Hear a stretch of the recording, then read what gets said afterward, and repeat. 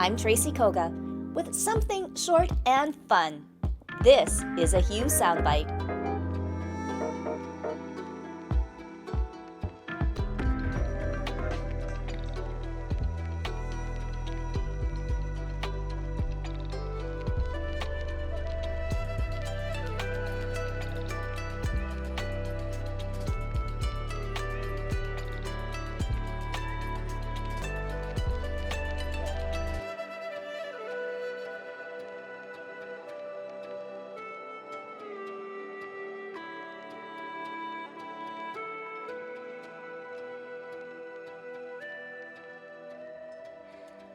Terumi, thank you so much for coming today. Thank you. And your story, I might say, is going to be a little different because we first want to talk about your parents. Right. Who went through the internment. You were born after it. And then also all of your humanitarian and philanthropic work that you have done for the Japanese Canadian community here, specifically in Manitoba. Mm-hmm. So on that note, let's talk about your mom and dad, their history. Well, my mom and dad started off in BC. My dad had emigrated to the West Coast from Japan when he was 19 years old, and he had originally come to help an uncle in the Lower Fraser Valley who was farming. And then after that, he pursued his field of study, which was carpentry. And he ended up working in a sawmill in the Lower Fraser Valley. And then my parents got married. My mother was born in Eburn, BC, which is part of now the Vancouver International Airport. And she lived her early adult years in Steveston, which is, again, a very popular place for people to travel to. She worked in the canneries. And she met my dad, and they got married in November of 1936. And then 4 years later, they had my sister, Atsumi, who was born in 1940. And in 1942, they were placed and forced into the internment camps. And from there, I mean, the Japanese are very stoic, and they don't like to show pain or emotion very often, but the internment was a very terrible, terrible time. It was a time of injustice, of violations of human rights, and ultimately it was a time of racial discrimination, racial unrest. There was a tremendous feeling in BC against Asians and other people of minority. And so the Japanese in BC had prospered in farming and in fishing, and this was viewed as something that other BCers did not want to see. And part of the racial discrimination was against many people in the Japanese community who had prospered and had tried to make a community of their own, mainly in the Powell Street area of Vancouver and Steveston. Lots of different activities happening in those areas. Because they did not have citizenship rights, they were denied a lot of health benefits, educational benefits, and they were also denied entry into some university faculties. And life was very constricted in some ways for the Japanese Canadians who were facing a lot of racial prejudice from other people in BC. And so did they eventually move out east, I guess? Well, there was a moratorium in BC. There was nobody allowed back into their homes on the west coast of BC, within the 100-mile coast of BC. So the choice was at the end of the internment that you could go back to Japan or you could go east of the Rockies. Now, many of the people in the internment were born in Canada, did not know Japan, were certainly familiar with their ancestral roots, but had never lived in Japan. And so the offer of moving to Japan was quite a contradiction for a lot of people. And then let's fast forward then to you being born in Winnipeg. What was life then as a child growing up here? Well, you know, initially my parents were offered a home outside of the city of Winnipeg. Winnipeg had a moratorium as well, that they did not allow Japanese people to live in Winnipeg following the end of the war in 1945-46. And so my parents lived in the rural areas of Winnipeg off of McPhillips in a homestead of a very lovely Ukrainian couple who offered their home and offered help and assistance to settle into Winnipeg.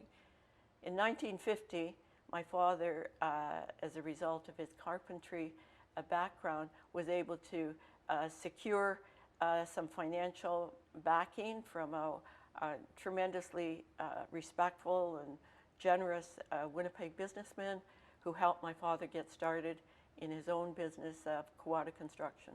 And at that time, my father built our family home in East Kildonan, and we settled there. And my mother became the sort of receptionist, bookkeeper, everybody looking after the family business. And my father became a very successful contractor building custom-made homes. So what was the Japanese community like in those times after the war, after the internment? I mean, your father sounds like he made such great success. Well, you know, the Japanese community is you know, remarkable in so many ways. Following a tremendous 4 years in internment and on the sugar beet farms in Manitoba, they were very resilient and wished to move forward and to make a community and a life for their families and to make the community a vibrant and joyous one to live in. So my father and other Japanese Canadian builders built the Manitoba Buddhist Church, which became a focal place for worship and for fellowship and community building. There was also Knox United Church, which was the only church outside of the Buddhist church that welcomed the Japanese community into their congregation. And that changed. Happily, it changed over time. My father and Tom Mitani, another really strong community builder, founded the Manitoba Judo Club, and my father served as president at some point. He also, because of his support and financial donations, many other things, judo was a lifetime interest of my father's. And in the mid-60s, I think it was, that my father was granted an honorary black belt. And other things, you know, in terms of social things, my dad was quite the performer. He loved to, you know, perform in different sort of like samurai plays and things like that. So our place was often a place where people would congregate and rehearse their plays and then perform at the concert. We used to have concerts in the Polish Hall on Selkirk Avenue, and people would sing and dance. I was quite young then, and I used to be a tap dancer, and I remember George Fukumura was a singer, and Jack Okimura he was also a performer, and so many. Oh, and I have to mention Grace Koga, because she's sort of related to you. She was a lovely singer as well as Sue Loika. And so we came together in social ways, creating places for people to enjoy each other and form and create a place that we all felt like we belonged and that we had fellowship amongst each other. and the concerts were one place that so many people came to. The Manitoba Japanese Canadian Citizens Association, which was the original newsletter of the community, you know, that also was a place where people heard about other people in the community, who was getting married, who had a baby, where there was some entertainment, and it was also, you know, political news to sort of let people know the Bird Commission was on at that time, and so people were very interested in what was happening in terms of compensation for their property. And there was a lot of things just beginning in the 1950s, and it was really a time of building and creating a community that everybody could participate in and could enjoy each other, you know. Mm-hmm. So it was a really joyous and celebratory time. That's, you know, so wonderful to hear. And then moving forward, let's talk about your personal interest in Redress and what that meant to all Japanese Canadians in 1988. Well, you know, most of the people that experienced the internment were either first or second generation Japanese Canadians. Mm-hmm. And following the relocation across Canada for all the people who had been in internment, there was somewhat of a silence that happened. And it was a reluctance to share the story of the internment experience with their families. They wanted to move on. And there's a Japanese philosophy called gambari. And that sort of means that you persevere under dire circumstances. You do the best you can and you move on.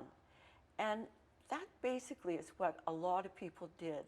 They felt that, you know, to relive the trauma and the experience was not productive for them or their families.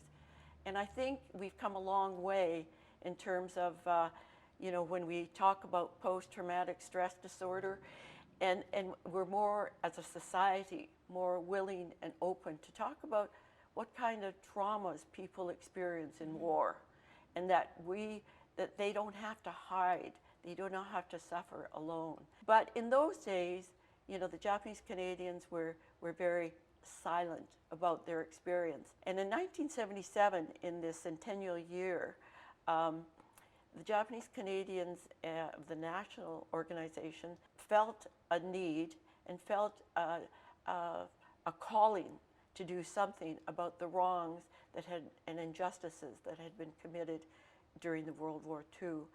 And so there was a commitment to move on to a campaign.